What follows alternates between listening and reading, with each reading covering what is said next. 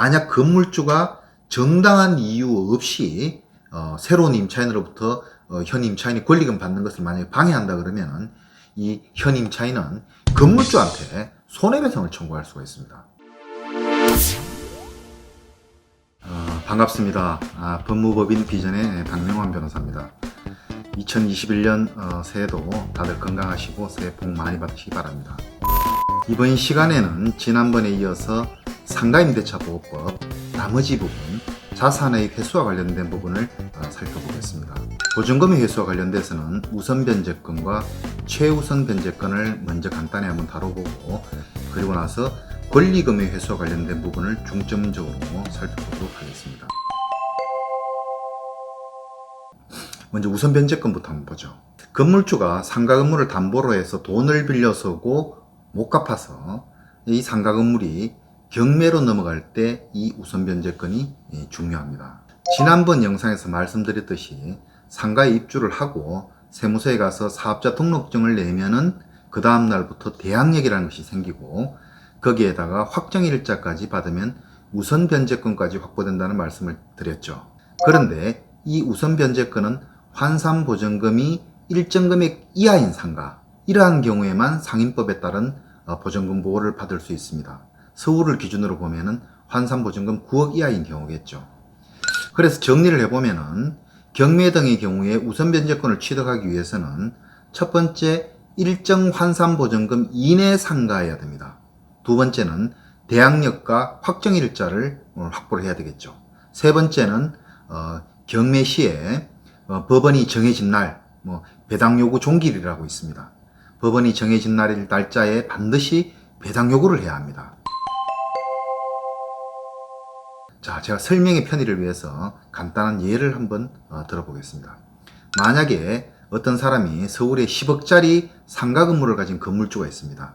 근데 이 건물주가 A은행에서 대출을 5억 받으면서 A은행에 건저당을 설정해 줬습니다. 그리고 그 이후에 B라는 사람이 보증금 2억에 월세 500만 원에 상가 임차를 해서 사업자 등록도 내고 확정일자도 받아두고 장사를 하고 있습니다. 근데 그 이후에 건물주가 또 경제 상황이 악화가 돼서 C저축은행으로부터 3억을 추가로 대출을 받으면서 후순위 건저당을 C저축은행에 설정을 해줬습니다. 이때 건물주가 A은행에 돈을 못 갚아서 경매에 넘겨졌을 때 이 경매의 낙찰가가 8억이라고 가정을 하겠습니다. 이때 위 A, B, C가 모두 배당 요구를 했을 때 이 낙찰대금 8억에 대한 어떤 배당이 어떻게 이루어질까요? 이런 경우에 낙찰대금 8억에서 A은행이 최선순위이기 때문에 5억을 먼저 배당받아 갑니다. 그 다음은 B가 환산보증금도 7억이니까 서울에서 9억이 하니까 상인법의 보호를 받는 경우고, 게다가 대항력 확정일자까지 다 갖췄어요. 그래서 우선 변제권을 취득했습니다.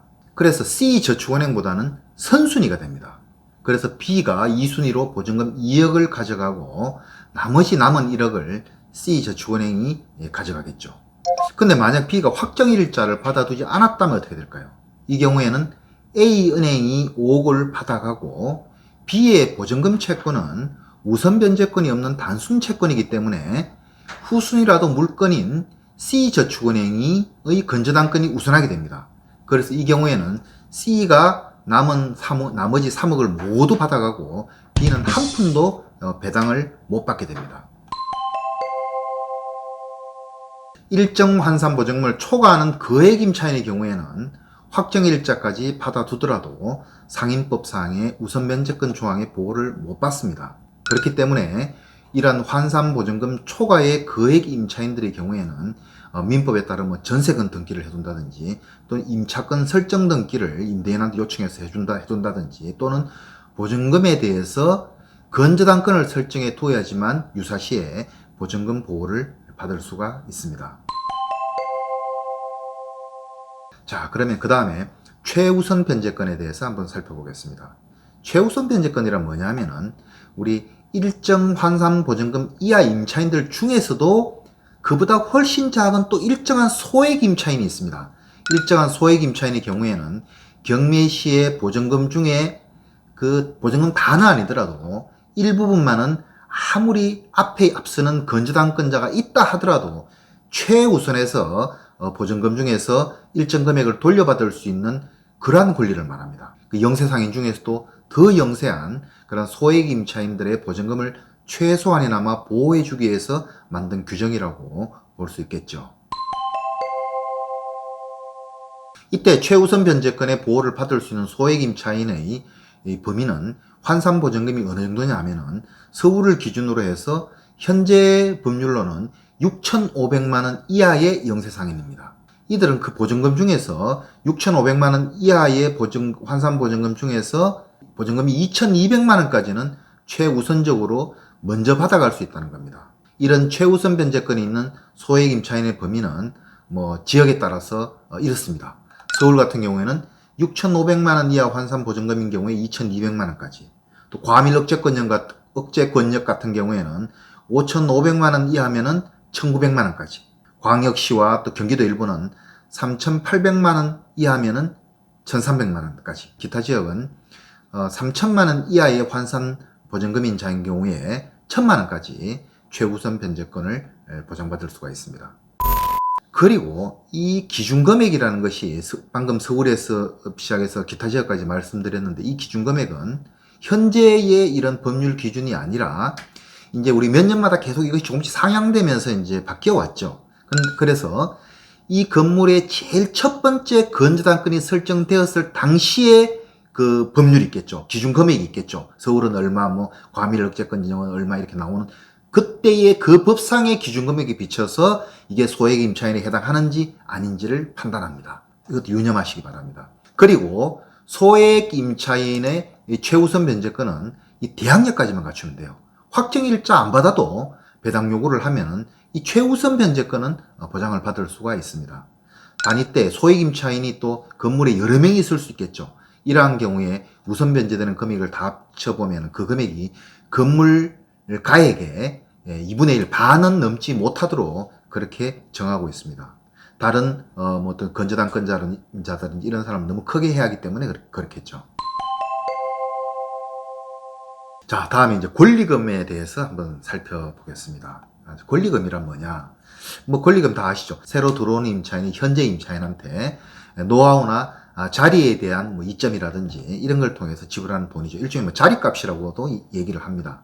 예전에는 이게 관행상 지불되던 돈이었는데 2015년 상임법 개정으로 이제 법으로 들어왔습니다. 지난 영상에서 말씀드렸듯이 이 권리금 회수 조항은 환산보증금에 관계없이 모든 상가 임차인에게 적용이 됩니다. 우리 상임법에서는 임차인이 기간 만료되기 전에 6개월 전부터 기간 끝날 때까지 요 사이에서 새로운 임차인을 구해서 그로부터 이제 권리금을 받을 수가 있습니다. 이때 건물주는 이를 방해를 못하도록 하고 있어요. 만약 건물주가 정당한 이유 없이 새로운 임차인으로부터 현 임차인이 권리금 받는 것을 만약에 방해한다 그러면 이 현 임차인은 건물주한테 손해배상을 청구할 수가 있습니다. 여기서 우리 상임법에서는 건물주가 권리금을 못 받도록 방해하는 유형 4가지를 규정을 해두고 있는데 이런 겁니다. 첫 번째는 현 임차인이 데려온 그런 새로운 임차인이 있죠. 그 새로운 임차인이 한테서 건물주 자신이 자기가 그냥 권리금을 직접 받으려고 하는 경우입니다. 그럼 들어오는 임차인이 건물주한테도 주고 또 현 임차인한테도 이렇게 권리금을 이중으로 주진 않을 거 아니에요. 그죠? 방해하는 거죠. 두 번째, 새로운 임차인이 현 임차인한테 권리금 지급을 못하게 방해를 하는 경우입니다. 권리금 지급하지 마라 이렇게. 세 번째는 보증금이나 임대료를 갖다가 터무니없이 인상을 하는 경우입니다. 세 안 주겠다는 거죠.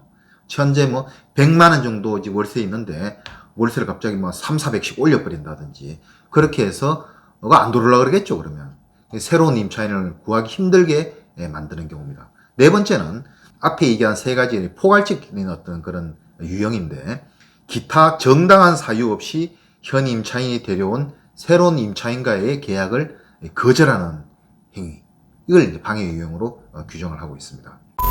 자, 실사례에서는 이런 경우들이 많이 있죠. 건물주가 이제부터 자신이 직접 장사하겠다, 또는 우리 아들이 여기서 앞으로 장사를 할 거다, 그러니까 새로운 계약 못 해주겠고 권리금도 나는 모르겠다, 이런 경우입니다. 이런 경우는 대표적으로 권리금 회수를 방해하는 경우가 됩니다. 그래서 이런 경우는 건물주한테 손해배상 청구가 가능해집니다. 또 이런 경우도 있죠. 건물주가 특정 업종만 받겠다 이렇게 하는 경우입니다. 이건 상황에 따라 좀 판단이 달라질 수가 있어요. 현 임차인이 커피숍을 하고 있는데 새로운 임차인을 데려왔는데 노래방이나 단란주점을 할 사람을 데려왔다. 그래서 건물주가 난 그건 계약 못 해주겠다 이런 경우죠. 이런 경우에는 딱 한마디로 판단할 수 있는 건 아니고 건물주의 여러 가지 상황이라든지 건물의 그동안에 관리하는 어떤 세의 유형들 내주는 어떤 세들을 주로 임차를 해줬는지 또 건물의 위치라든지 주변 상권이라든지 이런 여러 상황을 고려해서 건물주가 이거 의도적으로 계약 안 하려고 권리금을 안 주려고 하는 경우를 판단을 해봐야 됩니다. 그래서 건물주에게 합리적인 이유가 있다 그러면 이런 경우에는 건물주의 계약 거절이 정당하게 평가가 됩니다. 주로 근데 새롭게 들어오는 임차인의 업종이 기존의 업종에서 너무 많이 벗어난 경우에는 통상 계약을 거절할 수 있다고 볼 소지가 크겠죠.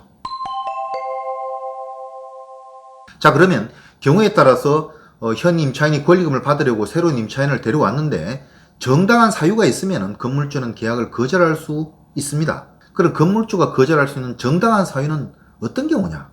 우리 상인법에서 이에 대해서도 한 4가지 정도를 규정을 하고 있어요.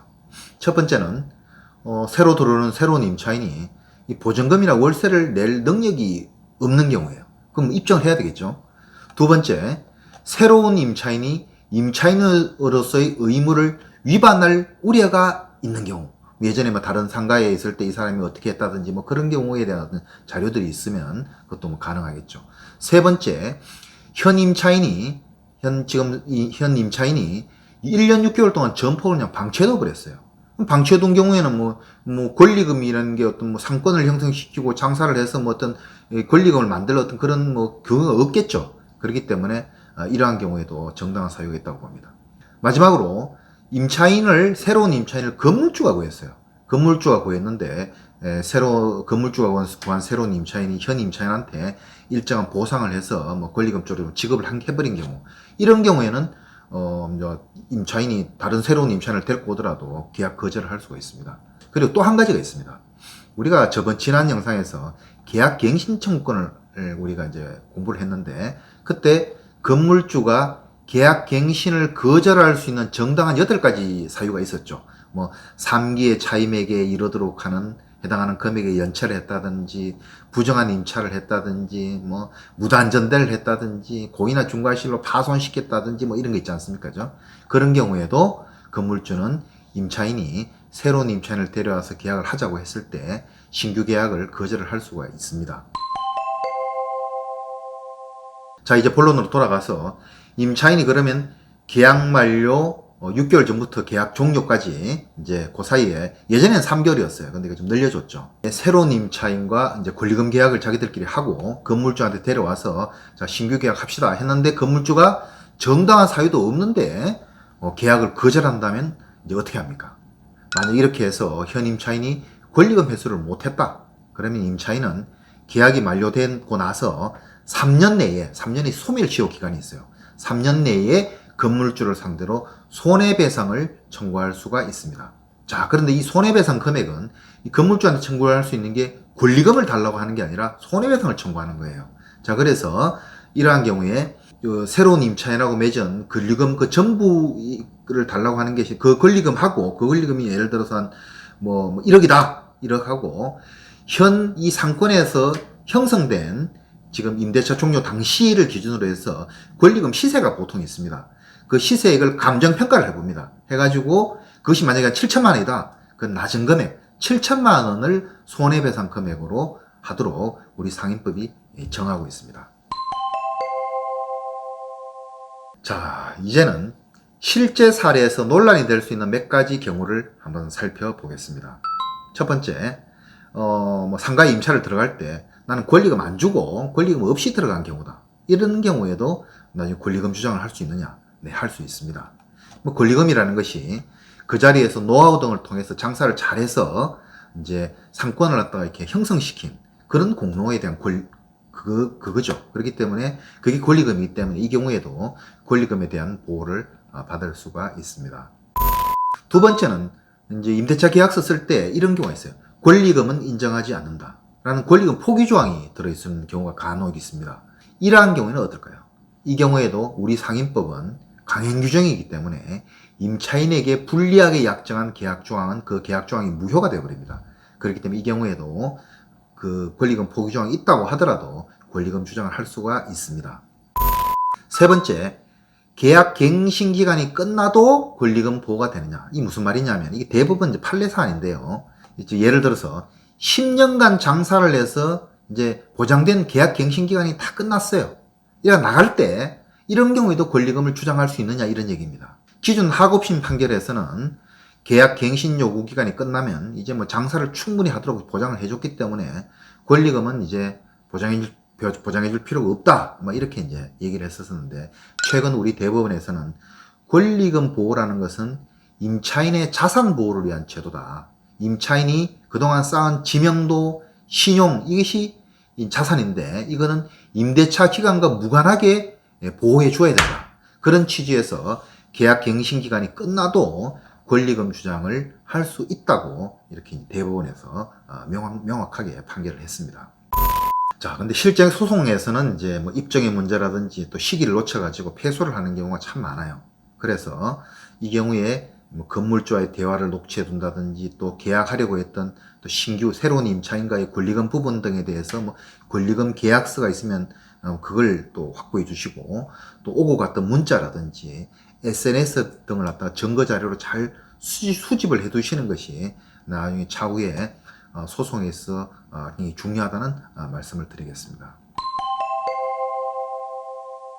자, 이상 지난 영상에 이어서 상가임대차보호법의 개략적인 내용에 대해서 한번 살펴봤습니다. 코로나 등으로 요즘도 많이 힘드시죠? 2021년 올 한해도 힘내시라는 말씀 드리면서 이번 영상 마치도록 하겠습니다. 감사합니다.